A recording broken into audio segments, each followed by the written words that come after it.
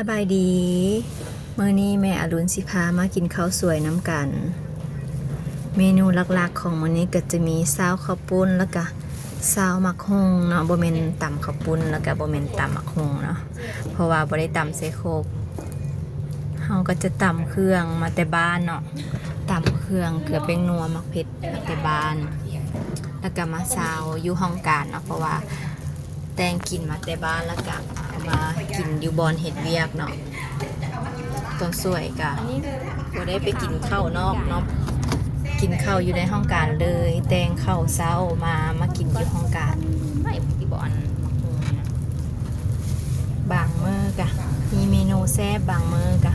มีตำมักฮุงเนาะบางมื้อก็ตำข้าวปุ้นข้าวเปียกไปเนาะกิน3คนนี่น่ะ3มื้อซื้อพกมาไว้ทำเก็บไว้นี่พี่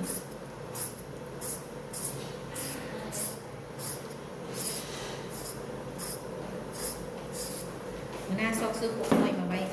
ฮะเป็นยังไงถ้าน้อยเขาเกี่ยวไว้นี่เป็นคนน้อยเขากินข้าวเกี่ยวดีเอาซิมว้าเค็มเลย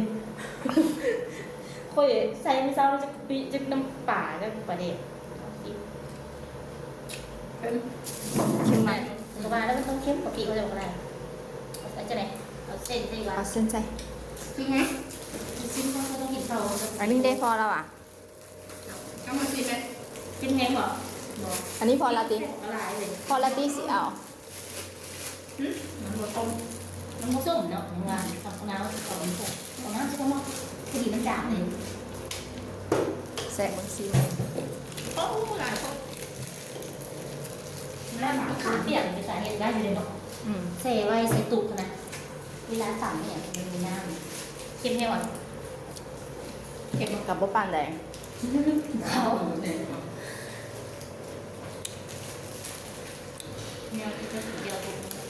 กินไหนสั่งใคร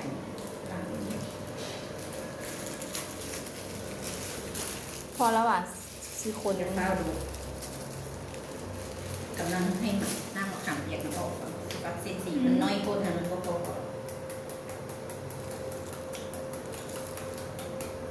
เอาขอบคุณใส่เ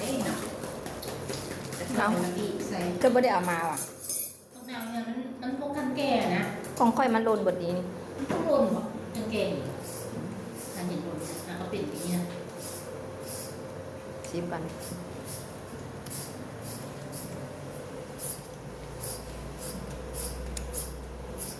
เก็บไว้ชิมก่อน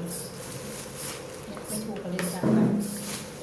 เอาล่างไปอยู่หันเมื่อวานนี้กินอ่ะกินแล้วแค่ของหลายวันกล้ากินแบบกินสดนะไม่ถูกอยู่ดูกันนี้ว่า